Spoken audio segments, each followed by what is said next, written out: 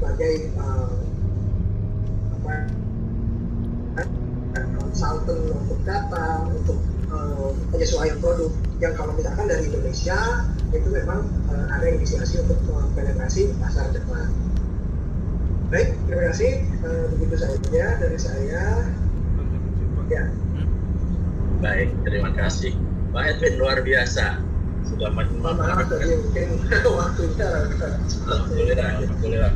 Iya, tadi ini sudah banyak juga Pak Edwin yang ada Dr. Marisa juga. Iya. Apakah akan bertanya langsung? Boleh, kalau diperkenankan. Ya, silakan. Oh ya, assalamualaikum Mas Edwin. Mas Edwin, ya. Waalaikumsalam. Alhamdulillah. Dikit asinan.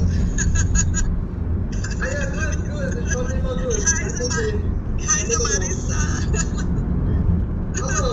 Posisinya udah naik. Why the sniff? Silakan. Mas Edwin, bagus sekali penjelasannya. Saya dari MES Jakarta kemarin itu, tapi sekarang sedang tidak ada lagi di daftar, tapi masih melakukan riset perusahaan halal ya, maupun di beberapa tempat. Baru jadi 2 buku di Thailand sama Vietnam.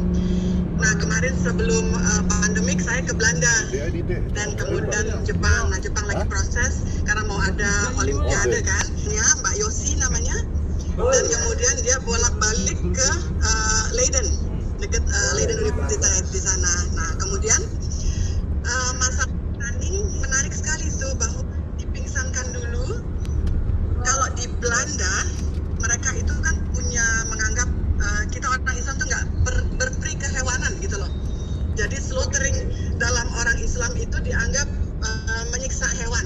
Makanya ada partai yang membuat pemotongan hewan halal di Belanda itu menjadi tiada. Jadi mereka tuh impor daging halal dari Belgia. Itu yang saya dapatkan waktu kemarin sempat on-site research ke sana gitu loh.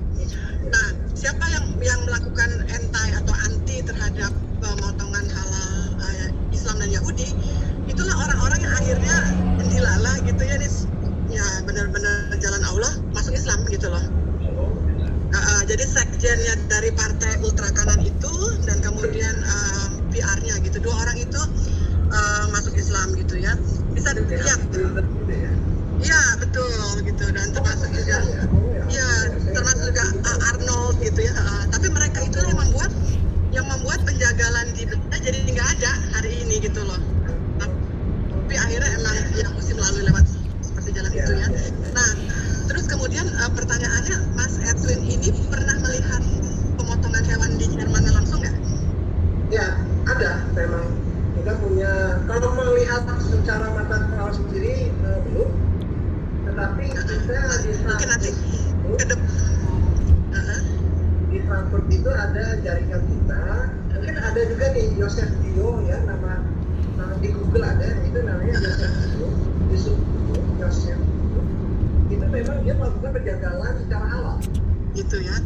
Karena gini, kalau stunning prinsipnya, karena ini juga saya baru dapat ilmunya karena saya belum jadi ustazah ya, dapatnya di Belanda. Jadi kalau stunning itu artinya dipingsankan, dipakein gas, jadi hewannya masuk ke dalam satu ruangan, dibikin setengah pingsan, baru dipotong. Atau hewan-hewan itu ditembak kepalanya dengan suntikan, pingsan juga. Nah, beberapa mazhab mengatakan itu haram, karena hewan yang dipotong harus dalam kondisi sadar. Tapi ada mazhab yang mengatakan kalau darurat nggak apa-apa, gitu loh. Nanti mungkin diperdalam lagi, karena saya termasuk tertarik untuk riset halal ke Jerman bersama MES Jabar tentunya ya, karena Jerman baik sama Islam. Iya. Baik banget. Refuginya juga paling banyak selain Belanda tuh di Jerman, beda sama Perancis ya.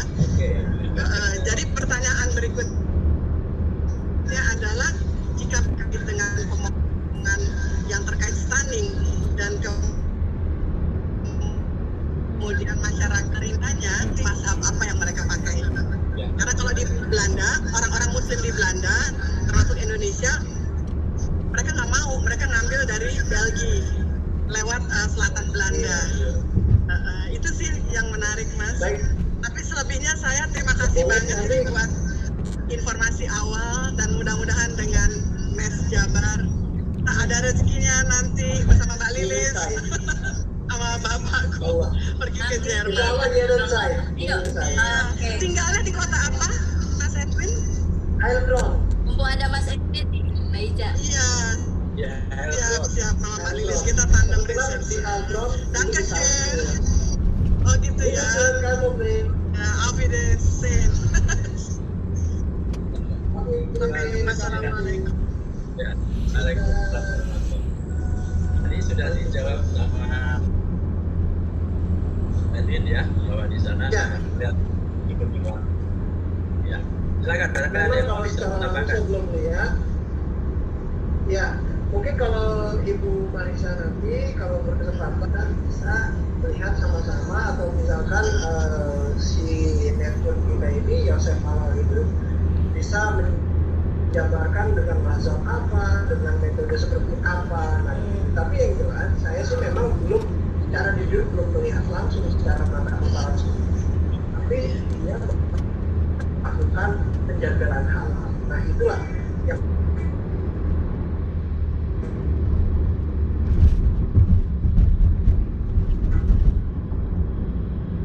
Baik Pak Iman, sebagai moderator boleh. Kita bisa sampai di 11.45. Untuk Boleh. keluarga.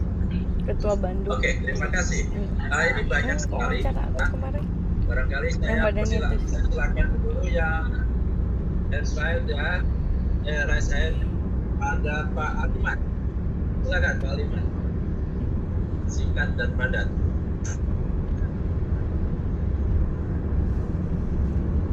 Pak Aliman. Kalau belum ada, tadi ada juga Pak Dadi. Pak Dadi silakan. Tidak ada juga. Oke, saya baca saja beberapa pertanyaan. Di antara Ruhani Hairunsa. Pak Iman, maaf, ada 5 mahasiswa aku sama Sekrodi Ekonomi Syariah dari Indonesia Banking School hadir. Wah. Disapa aja. Mereka mau lihat Mes Jerman katanya sama Mes UK. Ah, biasa. Mana Kak Wah ini mahasiswanya Marisa ya, Dr. Marisa. Ada, silakan kalau mau yang langsung. Belum ya? Kalau gitu saya lanjutkan ini mengenai dari Ruhani Hairunsa mengenai slide tadi tentang blockchain. Jadi ya, apakah ada kajian dari teman-teman di Jerman mengenai kesesuaian sistem blockchain dengan prinsip ekonomi Islam? Gitu. ya, kalau masalah blockchain dengan prinsip ekonomi Islam, jelas saya berbicara blockchain dulu ya, karena itu ledger atau artinya pembukuan yang tidak tersentral. Kita bedakan blockchain dengan Bitcoin. Kita jangan harus bilang Bitcoin adalah blockchain.